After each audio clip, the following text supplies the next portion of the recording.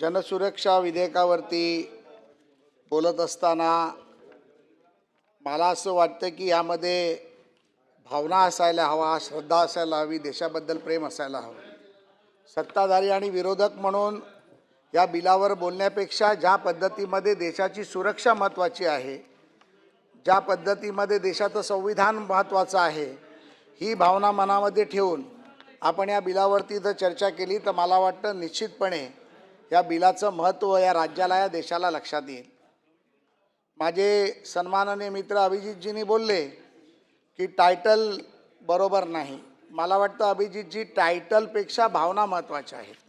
त्यामुळे मी म्हटलं की हे बिल हे देशासाठी आहे, बिल संविधानासाठी आहे, बिल राज्यासाठी आहे, हे बिल आपल्या तरुणीसाठी येणाऱ्या भविष्यासाठीचं आहे आणि हे भविष्य बिघडू नये म्हणून हे बिल महत्त्वाचं आहे राज्याला आणि देशाला आहे.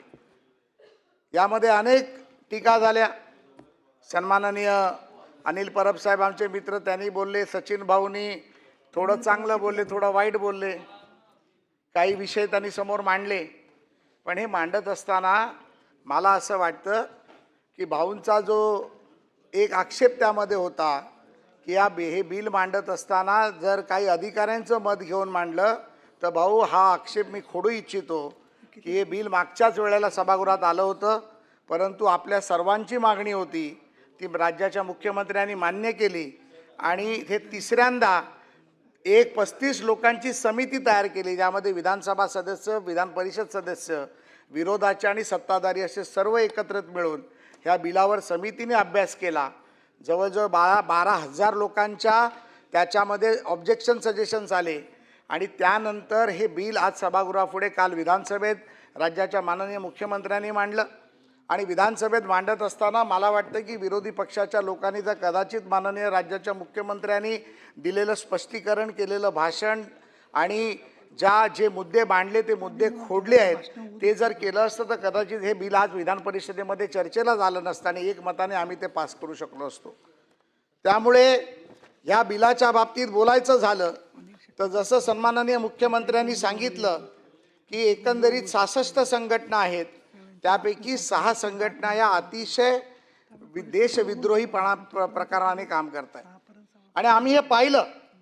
माझ्या मित्र, पुन्हा एकदा मी अभिजितचं नाव घेतो, अभिजितनी पुन्हा एकदा म्हटलं की नेरेटिव्ह सेट करण्याचं आम्ही काम करतो. निवडणुकामध्ये आम्ही नेरेटिव्ह सेट केला. मला एक गोष्ट अभिजितजी आपल्याला फार सन्मानपूर्वक सांगावीशी वाटते, मला यामध्ये कोणाचा अपमान करायचा नाही आहे, परंतु भारत जोडो यात्रा ज्या वेळेला झाली तेव्हा किती संघटना देशभरातून अशा प्रकारच्या यामध्ये जोडल्या गेल्या होत्या, याची माहिती जरा आपण जर इंटेलिजन्सकडनं किंवा IB कडनं घेतली तर तुम्हाला लक्षात येईल की मी जे म्हणत होतो ते कदाचित चुकीचं होतं. त्यावेळेला संविधानाच्या नावाखाली संविधान बदलणार, खिशामध्ये लाल कोरी डायरी ठेवून संविधानाच्या नावाखाली सर्वसामान्य जनतेची, आंबेडकरी चळवळीतल्या जनतेची दिशाभूल करण्याचं काम जर कोणी केलं तर त्या भारत जोडो यात्रेमध्ये असलेल्या डाव्या विचारसरणीच्या नक्षलवादी संघटनांनी, नक्षलवादी गटांनी केलं. त्यामुळे गावागावामध्ये जाऊन बैठका घेऊन दलित चळवळीच्या लोकांना गुमराह करून या देशामध्ये मोदी जर पुन्हा निवडून आले तर देशाचं संविधान बदलून टाकतील, संविधान घालून टाकतील, अशा प्रकारची भूमिका केली. आणि आमचे गरीब भारतातले जनता आणि गरीब आंबेडकरी चळवळीतली जनता त्याला बोलली आणि ते तुमच्या मागे उभं राहण्याचा प्रयत्न केला. हा नक्षलवाद होता. सभापती महोदय, या माध्यमातून मग दंगली घडवायच्या, या माध्यमातून छोट्या मोठ्या गोष्टी करायच्या. सन्माननीय माझे मित्र प्रवीण दरेकरांनी या गोष्टी सांगितल्या की एखाद्या मोर्चामध्ये घुसायचं, त्या मोर्चामध्ये घुसल्यानंतर त्या मोर्चाला काळा डाग कसा लागेल याचा प्रयत्न करायचा.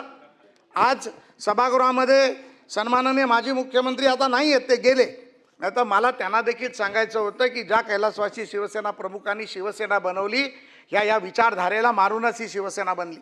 आम्ही पण लालबाग परळमध्ये लहानाचे मोठे झालो. सचिन भाऊंना माहिती आहे, आम्ही सचिन भाऊ एकत्र नसलं पाहिजे असं नाही. विचारधारा मारून म्हटलं तर चुकीचं काय म्हटलंय? माझं चुकीचं काय? मी याच्यामध्ये स्पष्टीकरण अजून पुढे जाऊन देऊ शकतो, अजून पुढे जाऊन देऊ शकतो स्पष्टीकरण. तुम्हाला मान्य आहे का सभापती महोदय? मारून म्हणजे काय म्हणायचं? हा, मारून म्हणजे विचारधारा वेगळी करून केलं. पराभूत करू असं म्हणायचं त्यांना. मारून असं का? सभापती महोदय, अनिल परब मला साथ देतील याच्यामध्ये. सभापती महोदय, नाही पराभूत करून म्हणायचं ना तुम्हाला. सभापती महोदय, पण मारून बोलले. मारून बोललं तर काय चुकीचं आहे? विचार सभापती महोदय, सभापती महोदय, सभापती महोदय, कम्युनिस्ट विचारधारा संपवून, कम्युनिस्ट विचारधारा संपवून शिवसेना प्रमुखांनी शिवसेना लक्षात काढू नका. आणि अनिल परब तुम्ही याला डिनाय करा. नाही, अनिल पुढे. परब तुम्ही डिनाय करा. मी बोलतोय त्याला, अनिल परबजी मी बोलतोय त्याला डिनाय करा. कम्युनिस्ट विचारधारा संपवून, एक मिनिट, विचारधारा एक मिनिट जरा संपवून, खाली बसा सगळे. विचारधारा सगळे मी उभी आहे, खाली बसा. मी खाली बसा. पण ही तुमची पद्धत आहे का? तुम्ही खाली बसा बरं आधी. दानवे साहेब खाली बसा. दानवे साहेब त्यांनी त्यांच्या वाक्याचा अर्थ स्पष्ट केला आहे. अरे 2 मिनिटं शांत राहा. प्रसाद लाड, अंबादास दानवे, प्रसाद लाड यांनी त्यांच्या बोलण्याचा अर्थ स्पष्ट केला की पराभूत करून शब्द त्यांनी बदलला. तो मग त्यांनी पराभूत करून तुम्हाला तुमची भाषण झाल्यावर तुम्ही असंच गोंधळ करणार आहात का? नाही नाही, असं चालणार नाही. प्रसाद लाड त्यांचं ऐकून घ्या ना तुम्ही. त्यांनी शब्द नाही ऐकून घेणार नाही म्हणजे काय? तुम्ही ऐकून घ्या ना. तुमची भाषण झाली आता सगळ्यांची, त्याच्यानंतर तुम्ही आरडाओरडा करणार का? असं नाही बरोबर. अरे बाबा, त्यांनी वाक्य सांगितलं उलगडून स्वतःचं. मी परत रेकॉर्डसाठी सांगते की आम्ही त्यांना पराभूत करून असं शब्द. मग काय बोललात काय तुम्ही? विचारधारा संपवले. त्यांना बोलायचा अधिकार आहे ना. हे पहा, मारणं हा शब्द काही असंसदीय नाहीये. मारणं हा शब्द काही असंसदीय नाही. प्रसादजी तुम्ही बोला. तुम्ही चालू ठेवा. संपवली आहे. सभापती महोदय, ही विचारधारा संपवली आहे. ही विचारधारा संपवून शिवसेना स्थापन झाली. आता विचाराची 1966चा इतिहास काढा. असं नाही चालणार. सभापती महोदय, 1966चा इतिहास काढा. नक्षलवादी विचारधारा संपवण्याचा काम शिवसेना प्रमुखांनी केला. त्याच्या काही चुकीचं सभापती नाही. महोदय, हे नक्षलवादी विचारधारेला खतपाणी घालतायत. नक्षलवादी विचारधारेला खतपाणी घालतायत. सभापती महोदय, हे मी खपवून घेणार नाही. अनिल परब साहेबांनी उत्तर द्यावं मला. हे शिवसैनिक नाहीत. अहो, त्यांचं पूर्ण ऐकून मला दिलं तर ना. सभापती मला महोदय, ऐकायला तर पाहिजे ना. सभापती महोदय, मी तुम्हाला सांगतो, बरं एक काम शिवसेना प्रमुखांची शपथ घेऊन सांगतो.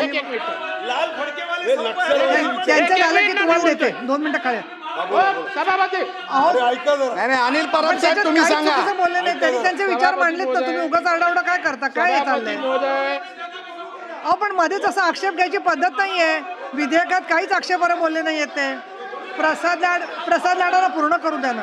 प्रसाद लाडाला पूर्ण. अहो, त्यांना बोलू द्या ना. त्यांचं पूर्ण करा ना. मला त्याचं स्पष्टीकरण द्यायचं आहे का? बरं बोला, दानवे बोला. चला. सभापती महोदय, सभापती महोदय, आता माझा अधिकार वापरा. सभापती महोदय, आणि हे पहा दानवे साहेब, तुम्ही 1 मिनिटं म्हणजे 1 मिनिटं बोला. परत 1 मिनिटं म्हणजे थोडक्यात बोला. मी एकच मिनिटात बोला बोलतो. बोला. माझा मुद्दा एवढाच आहे. हा. शांतता ठेवा. खाली बसा सगळे. सभापती जागेवर. महोदय, माझा मुद्दा एवढाच आहे की यांचं पोटातलं ओठात येतं हे असं बोलले.